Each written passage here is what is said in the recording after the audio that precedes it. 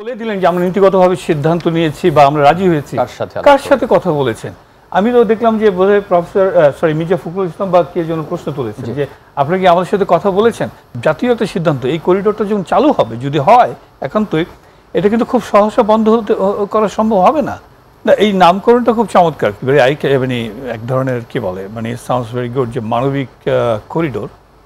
আসলে এই নামকরণটা হয়েছে আমার যেটা মনে হয় যে মানবিক বিপর্যয়কে রক্ষা করার জন্য, যে মানবিক সাহায্য সহযোগিতা দেওয়ার জন্য যে করিডোরটা ব্যবহার করা হবে, এই জন্য হয়তো এই নামকরণটা করা হয়েছে মানবিক করিডোর। এনিওয়ে, এখন কথা হচ্ছে যে এটা কার জন্য এই মানবিক করিডোরটা তৈরি হচ্ছে বা প্রস্তাবনটা এসছে। সেটা হলো আমাদের পার্শ্ববর্তী যে মায়ানমারের যে রাখাইন স্টেট, যেখান থেকে আমাদের দেশে অলরেডি প্রায় 13 লক্ষ, আজকে গত শনিবার সহ 13 লক্ষ রোহিঙ্গা এসে আমাদের এখানে অবস্থান গ্রহণ করেছে, তাদেরকে বিতাড়িত করেছে, অনেককে হত্যা করেছে, মানে অমানবিক কার্যক্রম চালিয়ে তাদেরকে আমাদের এখানে পাঠিয়ে দিয়েছে। আমরা এখানে আশ্রয় দিয়েছি এবং দেখভাল করছি। এখন এই কথাটা যেভাবে এসছে, গত বছরের নভেম্বরের দিকে সম্ভবত জাতিসংঘের ইউএনডিপি একটা সমীক্ষা করেছে যে আপনি হয়তো জানেন যে এই রাখাইন রাজ্যটা অলরেডি কিন্তু 80% বেশি অংশ আরাকান আর্মি নামে একটা বিদ্রোহী গোষ্ঠী দখল করে নিয়েছে, যার ফলে হয়েছে কি যে সামরিক জান্তার যে সরকার মায়ানমারের, তারা ওই এরিয়াটা পুরো ব্লক করে দিয়েছে যাতে কোনো রসদ সরবরাহ না হয়।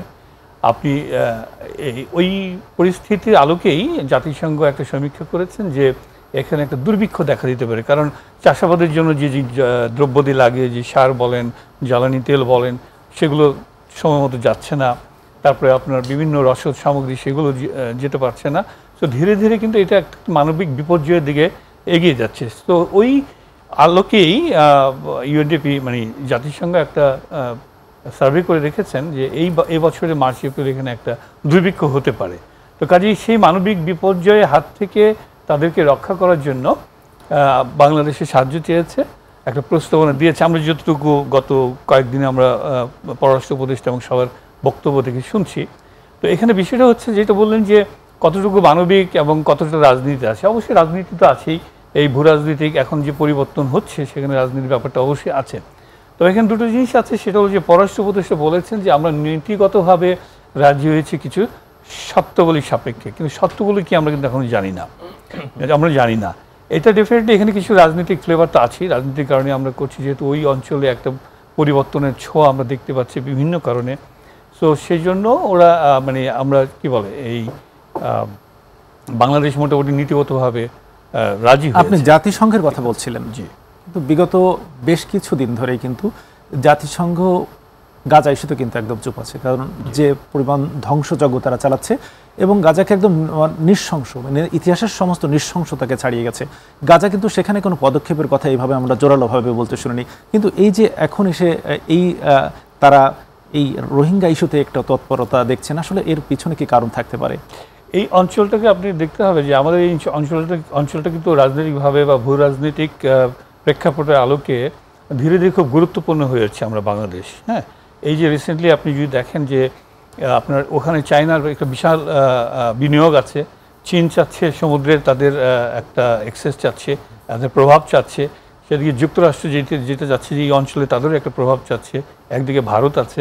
তো সব কিছু মিলিয়ে কিন্তু আমাদের এই অঞ্চলটাকেও খুবই গুরুত্বপূর্ণ হয়ে উঠছে এবং এখানে ইন্টারেস্ট আছে, মানে যেটা বলে যে আপনার স্বার্থ সংশ্লিষ্টতা যেখানে যত বেশি জড়িত সেখানে কিন্তু তাদের নজর থাকবে। যেমন গাজার ব্যাপারে তাদের স্বার্থ অন্যরকম, সেখানে তাদের মুসলিম যে শক্তি তাদেরকে উত্থান হতে দেবে না সেখানে। তাহলে কি আমরা এক কথায় বলতে পারি এটা মানবিক করিডোর নয়?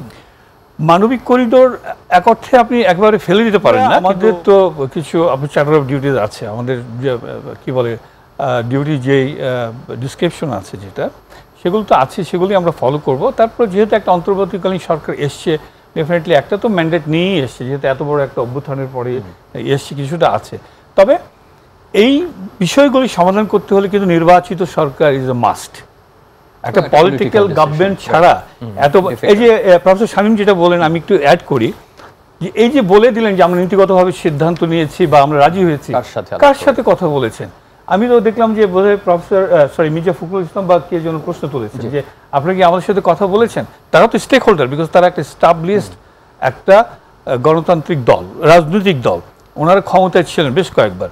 সো ইভেন শুধু বিএনপির কথা বলছি না, আমি অন্যান্য যে দলগুলো রাজনৈতিক দলই কিন্তু সবার সাথে বসতে হবে, কারণ এটা কিন্তু একটা খুব গুরুত্বপূর্ণ সিদ্ধান্ত, এটা কিন্তু জাতীয় একটা সিদ্ধান্ত। এই করিডোরটা যখন চালু হবে, যদি হয় একান্তই, এটা কিন্তু খুব সহসা বন্ধ করা সম্ভব হবে না। তখন এই যে আপনার ইমপ্লিকেশনসগুলি, এই যে আপনার প্রবলেমগুলি আসবে, এগুলো অ্যাড্রেস করার জন্য কিন্তু আপনার সবাইকে নিয়ে বসতে হবে, ঠিক আছে? তাহলে কি আমরা ধরে নিতে পারি যে আমাদের বাংলাদেশ একটি ঝুঁকির মুখে পড়তে চলেছে যদি এটা বাস্তবায়িত হয়? না, এখন ওই যে বললাম না, শর্তাবলীকে আমাকে জানতে হবে, কারণ পররাষ্ট্র উপদেষ্টা তো বলেছেন। তো আমরা শর্তাবলীগুলি আগে দেখি, দেখার পর নিশ্চয়ই নিরাপত্তা বিশেষজ্ঞরা আছেন, রাজনীতিবিদরা আছেন,